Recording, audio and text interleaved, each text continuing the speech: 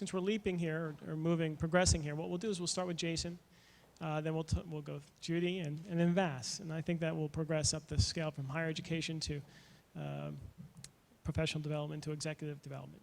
Good morning. I am Jason Scorza. I'm a professor of philosophy and political science here at Fairleigh Dickinson University. I'm also head of our global learning initiatives and have done some work in online education. I wanted to start by talking a little bit about a problem that we still have in higher education that we shouldn't have anymore, and hopefully with the help of education business partnerships we may be able to overcome it. And the problem is we still have conversations about the competition between liberal arts education and professional education at almost every faculty meeting in which curriculum is discussed.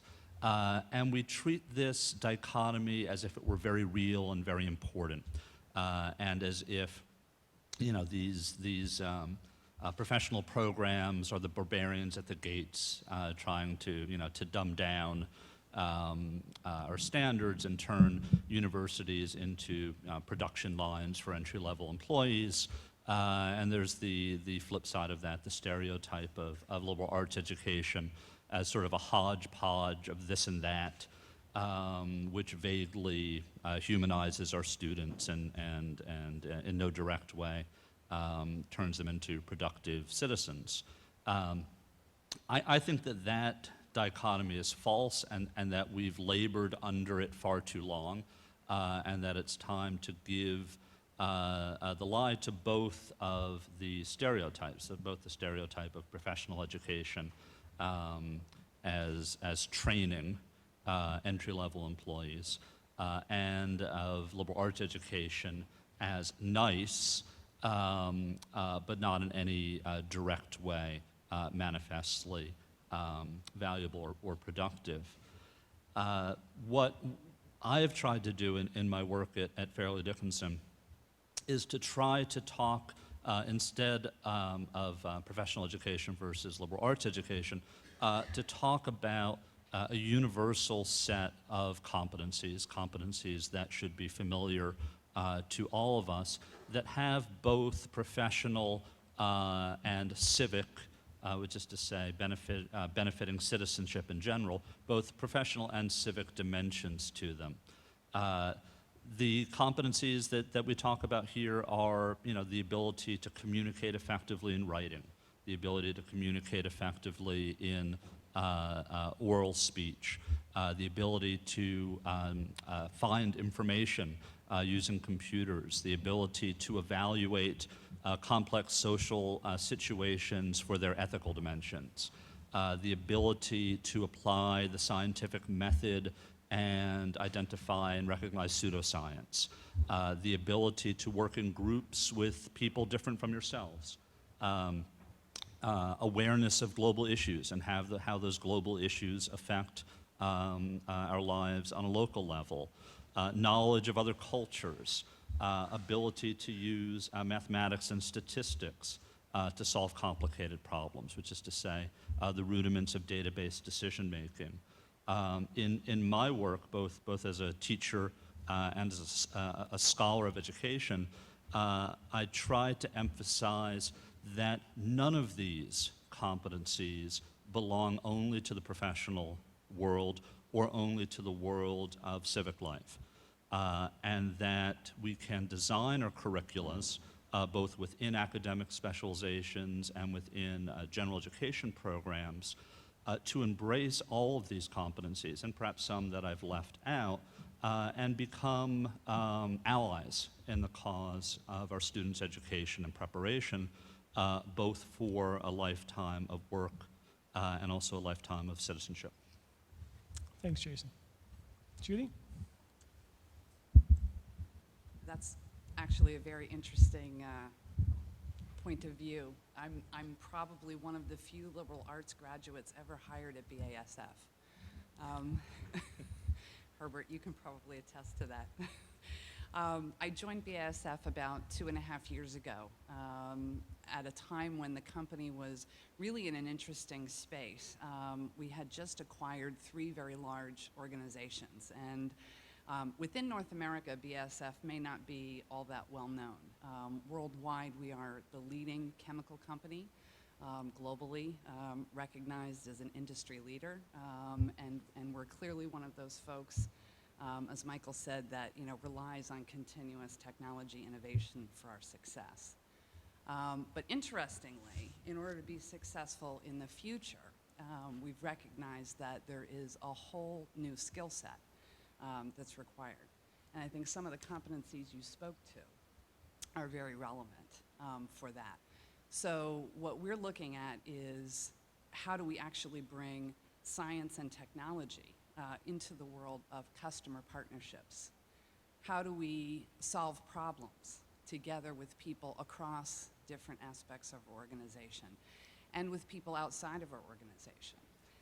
And how do we leverage those relationships to create chemistry beyond just the molecular level? So those are some of the challenges that we're facing. And I'll talk a little bit more later about some of the things that we're doing to actually address some of those issues. Thanks, Judy. Good morning. It's a pleasure to be here. I was at Schering Plough from 2003 until recently. I was a Chief Learning Officer there, and of course the wonderful side of that job was to create a global infrastructure, not just for learning and development, but to somehow align that with the areas of talent management, talent development, as well as moving into an organization that was constantly in the flux of mergers and acquisitions. So when we talked about competencies and how we bring talent into the organization, you were challenged on so many fronts. One, of course, you have talent within corporate America, so you have retention issues. How do you professionally develop them? How do you bring in new talent? You also have the challenge of the multi-generational layers within corporate America. So you have the newcomers coming in off of college, and at the same time, the very experienced skill sets at the top end of the organization. So where talent management, succession planning, and learning and development held a key role is how can you successfully bring those components together? And a lot of companies are still struggling to try and find an answer to that. A big part of that, of course, is also the link back to schools. How do we better prepare these college graduates prior to coming into corporate America? Because once they get there, the speed is so fast. There really isn't time for us to play that hand-holding role for too long. And yet, it's negligent when you don't. So that the constant battle between what you have within an organization, the infrastructure, and the formality of talent management versus how we, I guess, import new talent in is a fascinating area. So would love to not just hear from the audience, but from the other panel members as well. In terms of my background, I predominantly have worked in the pharmaceutical industry. I moved here from Sydney, Australia, and as I keep telling everyone, this is not the Joyzy accent. This is very much a mixed accent. But my education, I was fortunate to be educated in 2 different countries, in Malaysia, and then of course in Australia. So having had the span, if you will, with respect to having lived in 2 different continents, I think has added greatly to the opportunities that I've been given to look globally. So when we've looked at, as organizations, whether in banking and finance or in the pharmaceutical world, leading across global boundaries is one of the big challenges. So when you talk about technology playing the role that it does today, that's fantastic. But how do you get the intellect within the organization to be able to use that well enough to lead across global boundaries? Thank you. Thanks, Vass. Well, before we get into the audience questions, I'll just pose a quick one. What can we be doing better? Just a few things from a corporate perspective. I'd like to pose that. You can tell myself and Jason, and then we can sort of maybe respond. A top 3 things maybe that we can do better. I think one of the opportunities we have to strengthen the bond between the corporations and the business schools is just raising the level of awareness in terms of what's in it for me. Not just for the students, but certainly for the leadership teams within an organization. I think you can be very creative in terms of getting those relationships stronger. For example, I bet you there are tons of companies in New Jersey that would like to offer up their high potential and top talent as coaches and mentors to the business schools. And in return, they're able to then exhibit coaching skills, learning agility, but at the same time, you're starting to open up a window for the students to come in and quote-unquote experience learning in a corporate environment.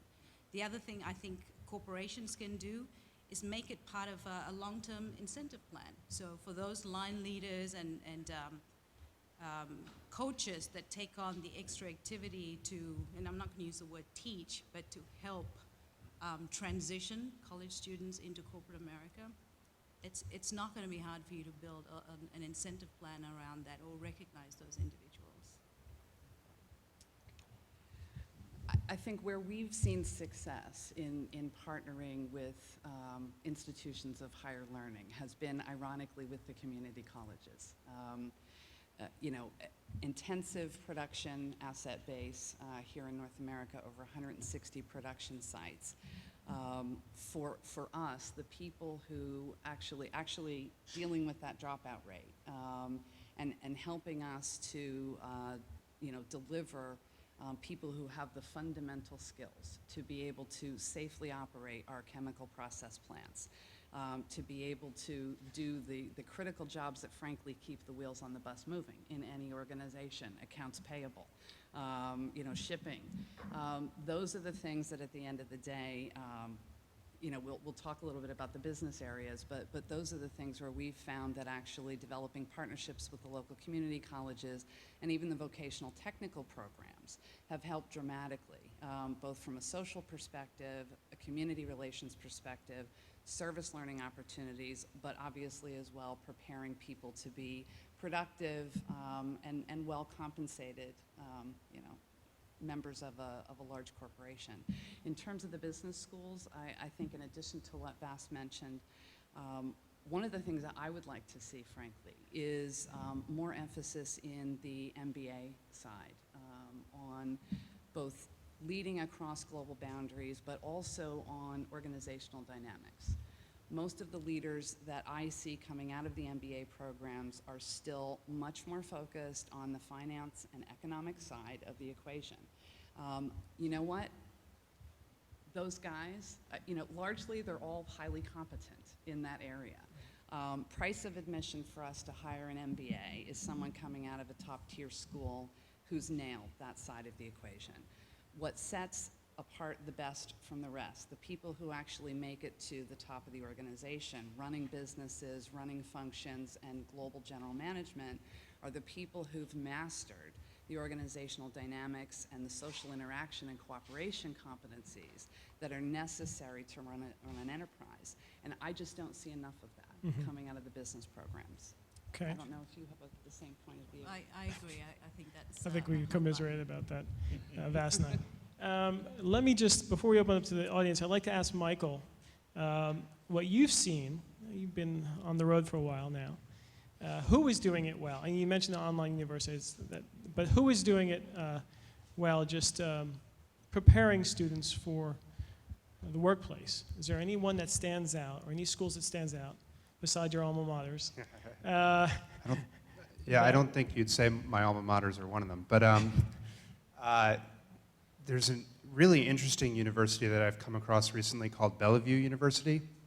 Has anyone heard of Bellevue University? Probably not, because they try to stay out under the radar, but they work directly with corporations. So they'll go to a company like the Home Depot and say, we're an accredited university.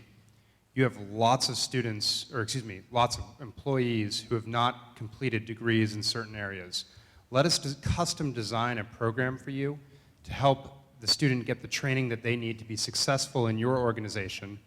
At the same time, they'll get a degree out of it because we're accredited, which will have tremendous value to that employee. And it turns out that it increases retention as well for the employer. And so it's really interesting because whereas Harvard Business School will say to executives, come here and have a general, 6-week program for $100,000 on some form of executive training that may or may not have applicability to what you're going to face when you go back in the company. These are custom designed classes and opportunities built for the company itself. Verizon actually does some work with them because they need 40,000 new managers or something like that every few years. That's an unbelievable pipeline demand, and so they custom tailor programs for them, and so it's not just even a across the divide good working relationship. They really embed themselves in the corporation itself. All right, thanks. Why don't we open it up now, and again, this will sort of tease out some of the more interesting insights from our panel, and I ask you again, keep the questions relatively short so we can get as many in as possible in the time remaining. Kaveh? Question. One of the things about learning, obviously, and we're all learning in one aspect or another, is to get feedback from the outside. So Carol Dweck's written a great book called Mindset, about the fixed versus the learning mindset. A couple of examples. In the education side, I actually facilitated a strategy session for a university where the professors outright said that the customer is the professor, not the student. So keep that one on one side. On the corporate side, I've been doing 15 years of management consulting, and I can count on one hand the number of organizations that have actually had wanted input from us, feedback from us, as to how they're performing their job or what they could do better. So from your perspective, what have you done or what can you do to become more of a learning organization internally? Not just speak to yourselves, but look outside. Well, as Kaveh knows, he's very kind, we're not the exception. We're a company that's very proud and has been enormously successful for 140 years. So we have a rich tradition of success, like the U.S. public school system, that is kind of getting in our way a little bit right now. And so the idea of going from a knowing to a learning organization is one that's going to take a long time. It's a journey.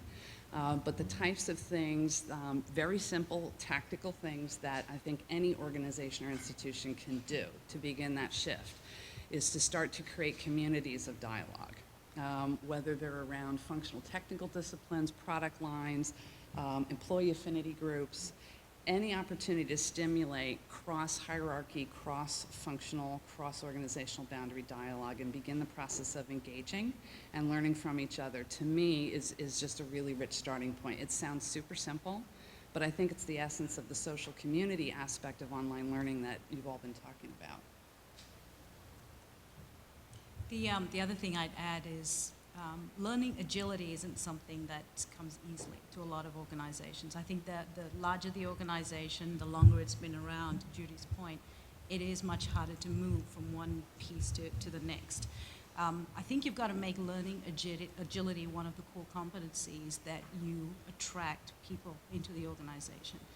Once it becomes part of the culture, it doesn't become an effort. It's just part of the DNA. It just has to happen naturally. And working for the organizations I've worked for, it has been a struggle because when an organization is in a certain space, and I think just about any company we can speak to today is trying to get itself out of trouble. And learning isn't seen as an ingredient to get yourself out of trouble. It's almost seen as an expense. So trying to bring in people that have that as part of their DNA and to make it almost seamless, I think is the natural weave into the cultural way of doing things.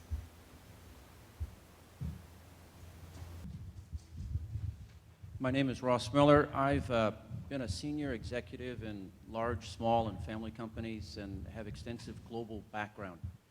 I accept the fact that we've got a tendency going online learning, but how do corporations deal with the fact to quantify that knowledge that doesn't have a business school MBA next to it or one of the big Ivy names saying, okay, they went there, I quantify their knowledge. How are corporations going to deal with this, let's say, liquid and less solid knowledge base, quantify who they want to hire and why? I'll take it. Yeah, I'll take a crack at it. I think talk about a learning game. I think this is one of the issues that a lot of organizations just are falling into, right?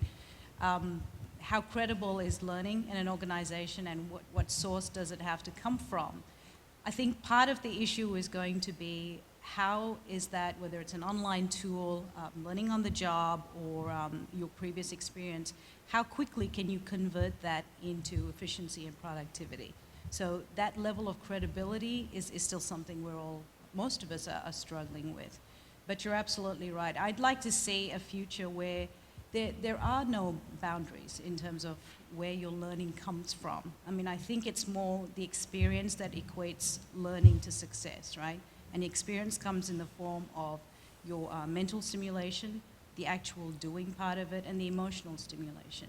And of course, whenever I use the word emotions at work, when you talk about emotional intelligence, you sort of see the glazed look when people think, what do you mean emotions in the workplace?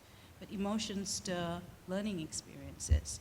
I don't know if I've answered your question, but I think it's one of the big issues of, how do we manage people coming into organizations? And going forward, how do you reward and recognize them for what they've brought into the organization? That is still absolutely a gap. Whoa. President of it, Mike Eccles, has written several books on measuring the return on investment. I think it's called Human Capital, ROI, and some other ones like that, where they go in and do exactly what you just said, which is what are the indicators you're trying to improve, and measure it against it. And they've done some control groups and stuff like that, and sometimes they see the investment actually really not worth it. Other times they show demonstrable changes in the organization's performance, and basically his argument is, in a time of trying to do more with less in corporate America as well, going into the CEO's office against the CFO who's going to quantify an investment in this infrastructure is going to yield this improvement, and you saying, well, we can feel it, just not going to carry the weight. And so he really wants very strong metrics, since most of the balance sheet is now in intangible assets. How do you quantify that so you can make an intelligent argument of where do you bring the lever to? So there's some learning science going on that, and he works with about 3 other organizations. So I'm not convinced that getting better at measuring ROI and trying to turn the outcomes of learning into a tangible asset is the way to go. And maybe nobody in this room agrees with me. I came into BASF, coming out of consumer products, thinking this is a science-based organization. They need proof, they need results. And what I've discovered is that by using the best decision science to try to quantify the value of the investment, they're not interested, they don't believe it. They actually have a mental model that says this kind of stuff is intangible. And I don't want to hear a business-based argument. I don't want you to talk to me like the CFO. Now, maybe my CEO is different than some CEOs, but he wants me to stop with the PowerPoint charts and have a dialogue about the value this is going to create in changing the way we work in the world. Now, that might be a unique situation, but I think it is a very unique situation. Yeah. I'm not convinced that the business argument's always the one that's going to win the game. Okay. You talked earlier about the succession planning in an organization. Can you tell me some of the challenges of succession planning at all levels of the organization? Yeah, and So the question was about succession planning. How do you obviously plan for that within the large organization? At all levels, not only the executive level, but at all levels. Yeah, so I'll speak about the experience at Schering Plough, and when Fred Hassan, the CEO at the time, took over in 2003, and I think a lot of people here know about this story, where it was a company that wasn't doing well at all, right? So aside from bringing in a new leadership team, it was about just running before you can walk. And of course, succession planning was foremost in his thought. A couple of things that we kept in mind was that we didn't build succession planning for the sake of building it. So what do I mean by that? We had a very strong performance management platform. The reason that was important was because we needed people to understand that you're accountable, you would be rewarded, and if you didn't do your job, of course, there were consequences. So the culture was starting to shift towards a performance-based culture. The piece after that was to go in and be very clear about our reason for doing succession planning. And it's going to vary in a lot of companies. So for example, in one company, it may be our succession planning efforts are effective if we can fill 95% of our critical jobs with internal talent. So when you know what your end goal is, your actions come into play. The biggest challenges we faced with the Schering Plough example was once we ascertained the process, kept it simple, very clear about training and all of that stuff, it was the concept of how transparent were you going to make it, right? So there was one school of thought that wanted it to go out throughout the entire organization, and we didn't take that approach. It was very much a phased approach. Top talent came into play, so you have to define top talent. Of course, the top 3 layers of the organization. Then we went after individuals that had critical jobs, because one doesn't necessarily equate to the other, right? So we went after certain populations, and before you knew it, it just took off on its own. The issue started becoming, again, it was the whole feedback thing. All right, you're my manager and you tell me that I'm top talent and I'm in this box and shaded in gray and red and everything else. Well, what does that really mean? So my advice to people would be very clear about why you're doing it, roles, responsibilities. You have to decide very, very early on if you are going to be transparent. There are a lot of companies that keep this hidden list of top talent and don't share it with others, and it works for them. It wouldn't have worked for us. We decided to go the whole hog. The key was then linking it, again, as I mentioned earlier, to your long-term incentive plans, the what if, the so what. And it worked. We actually took it right down to the managers, where the managers took ownership for it. It wasn't really, quote-unquote, an HR program. And I've rattled off a lot of stuff, so hopefully that answers the question. Yeah, thank you. I'm Joel Harmon from the university, and I heard that professor that Kavi was talking about claim that they were the customers. Struck me a lot like a doctor in a healthcare environment thinking that they were the patient, you know. But my question is about diversification and change, the challenge of that. We heard what I thought was a very accurate insight about that often the biggest obstacle to change is past success, and all that builds up around it. And I'm thinking about higher education, and I'm listening to when you're talking about these sources of new things, new services, new ways.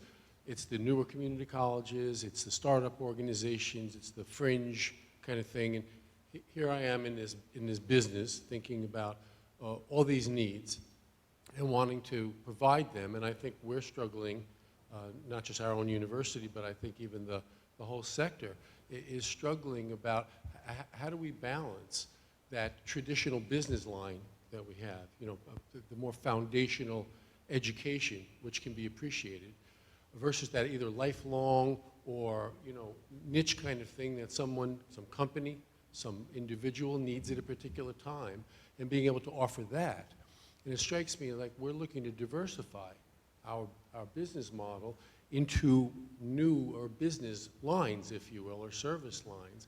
So either Jason or anyone in the higher ed or the corporations, do you have any insights as to how an organization can diversify in these regards without losing or destroying, you know, another core business? There are so many learning needs out there, and just listening to the previous speakers, so many ideas occurred to me for the first time of areas that higher education could seek to engage. And I think it can be done without jeopardizing what we might want to call our core mission. But I'm not 100% sure that it's you or I, Joel, that are going to get us there. We are faculty, the full-time faculty of institutions like Fairleigh Dickinson are the last vestiges of the Middle Ages.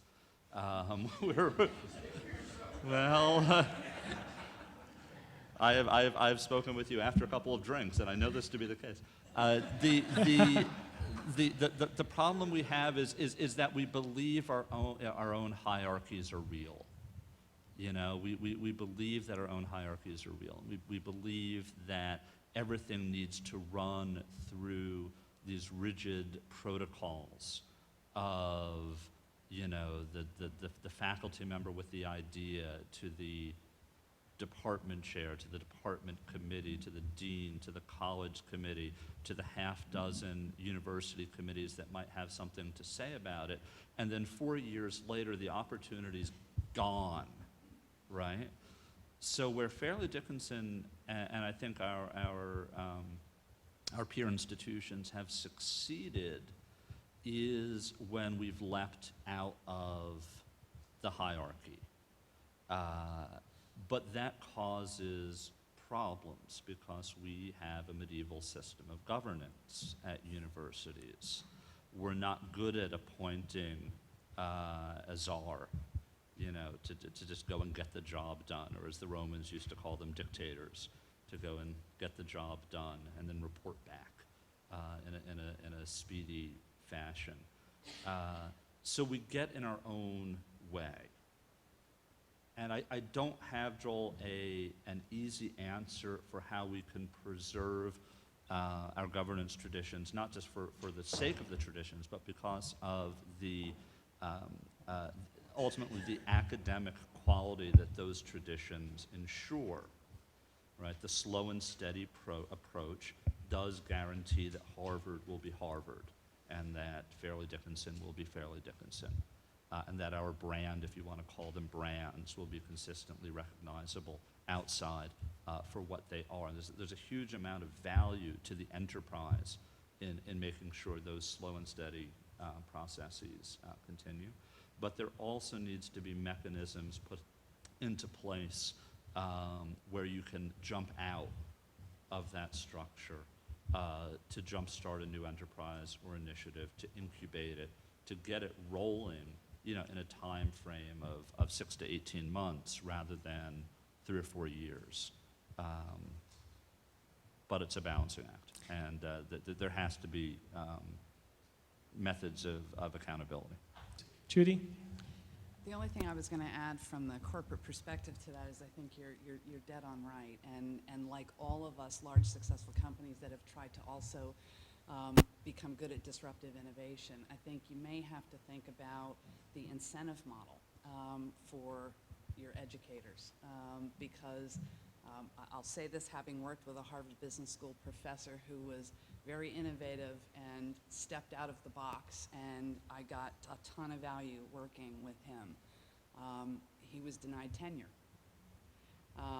And so there are, you know, just like in organizations, there are significant consequences for not playing by the rules. And your governance system could ultimately be what eats you for lunch if you don't somehow find a way to reward and recognize and incent people who disrupt while protecting the poor. Thanks. I wanted to piggyback on the comments that Jason and Judy just made, and also the one that Kavi made in terms of the hierarchy, the rigidity of businesses, the cultures, and leaders not asking for feedback.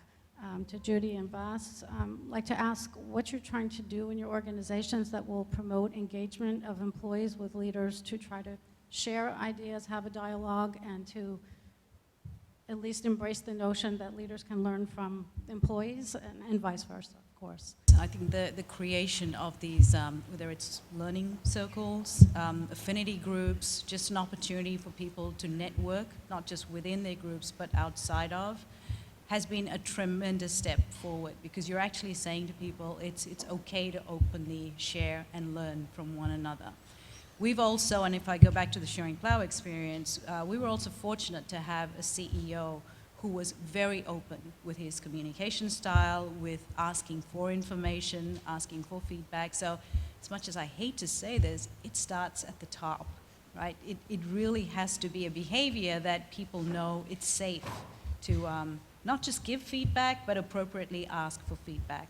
Then, of course, you can put in the formal feedback mechanisms, whether it's through your performance systems or your talent planning and professional development angles as well. So I think you can get a healthy balance between doing it formally and informally. You also have organizations that are very comfortable in the social networking space and some that are not so comfortable. So for those that are open to that angle, absolutely use that as a springboard. But again, it has to come back to leading from the top, encouragement from the top, and again, being rewarded for that type of behavior. Because it's not going to happen overnight, especially in a culture where it's been suppressed for a long time. The only other thing I'd add is that my experience, I'm thinking, Kaveh, of your remark about, I mean, you don't get to the place these people get to without having a little healthy egocentrism, right? Most of them are at the point in their lives where they have teenage children, and one of the things that I've found is that if you can actually have dialogue with them about some of the lessons they've learned from raising their children, and then get them to think about how to apply those things in the work environment. So does it work when you try to control your teenager? No, of course not. So how do you think employees feel when you're always telling them how to do things? I mean, it sounds silly, but if you can find a way to tap into their entire life experience, and there's learning in there for them, that then helps them to show up in a way that is more relevant once you create those forums, and getting them to try new technologies like vlogging. With employees, things that they would never have thought of before. I want to thank our speakers and all of our speakers today. Thank you very much.